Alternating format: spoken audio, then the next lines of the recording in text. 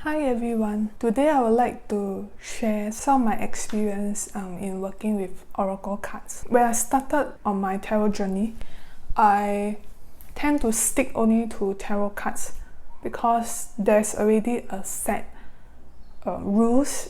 Of course, although if you read more, you study more, or you practice more, you will start to have different experiences of each card, which may be a bit. I feel I didn't dare to use the Oracle decks for a very long time because to me they are a bit of uncharted waters. People may give you some guides on what each card means, but not necessarily what you agree with of the cards. And then there's also the problem of being a bit too open. When I read cards, I don't usually tend to mix decks Oracle cards a lot for fear of if I were to use and something I don't understand comes up, then how am I going to tie the cards with the rest of the reading? These were the ways that stopped me from using Oracle decks more.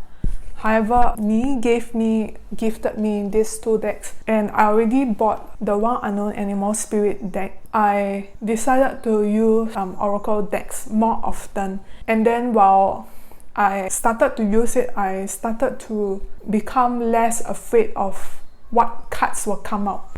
Of course, there are still many cards in all these decks that when it comes out, it does throws me off a bit. Then I try to use some ways that I will share later in this video to perhaps share some of the ways I read Oracle decks. So you can see from these three decks here, they are all on nature related. I was the child who watched a bit too much nature documentaries when I was young. I do have in terms of having the animals, living habitats, characteristics and so on, I use them more extensively when I use Oracle decks, which means that this way of reading may not apply very well to decks such as Star Child related series, whereby they are more cosmic and do not have a scientific way of leaning on.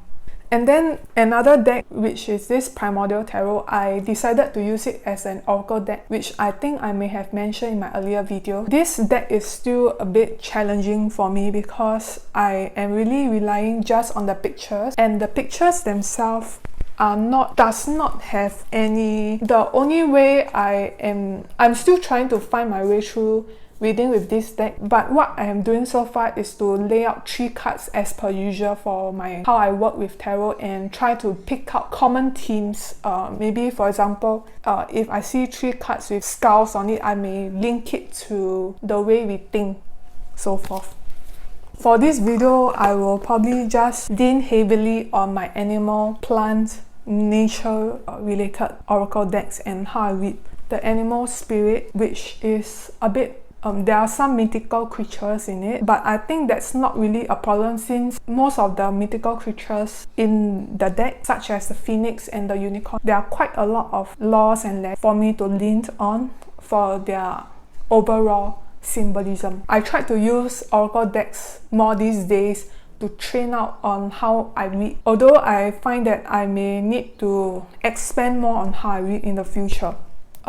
Recently, one of my friends is deciding to go for vaccination, but then she's also afraid, as I think we all are, considering that there are also disinformation and a lot of fear mongering going on. So she was asking like, how will the vaccination go? So from the Animal Spirit deck, I did pick 3 cards, but then I forget what's the middle card. So I will give you the beginning and the end just for illustration's sake. From left to right is Phoenix, then there's a card in the middle, and then there's an eagle. I immediately see that there's something about going from light to sun. So I told her that the vaccination, there won't be much problem. Don't worry, just go for it. Which of course I think is a very prudent advice. But of course we as readers have to value add. I see from these cards is that they are birds, very airy creatures. And then there's a lot of fire and airy aspect. I think of what vaccination can mean, and I remember that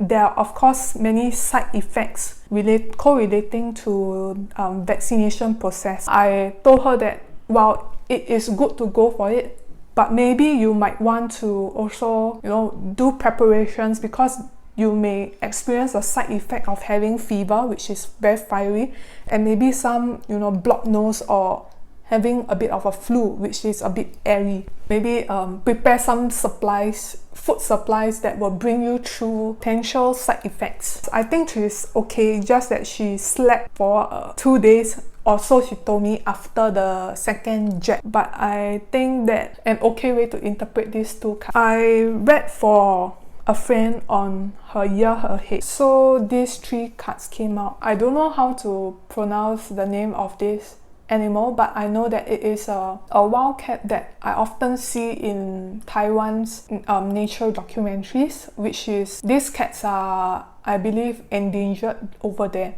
And then the conch scorpion, her year ahead is that cause I see that it is a very soft organic creature over here, and then it morphed into something with a shell and an armor. So there's an aspect of protecting herself during the year from something that is quite open, maybe a bit vulnerable, because these cats are small in size, to something that has a very hard outer shell, which may be for good or bad reasons, It is a good time for the year, good time to make sure that people do not take too much advantage, give you a lot of disappointment, which then you may become a bit vengeful. For, as we know, that scorpion poisonous aspects, perhaps try to be more discerning of others' intentions towards you, prevent against potential being taken advantage of, but also at the same time to know that don't be too soft and go down without a fight. By understanding how the characteristics of the animals, the creature morph, or what they have. Of course, you can see there's already a common theme of a shell or protective covering.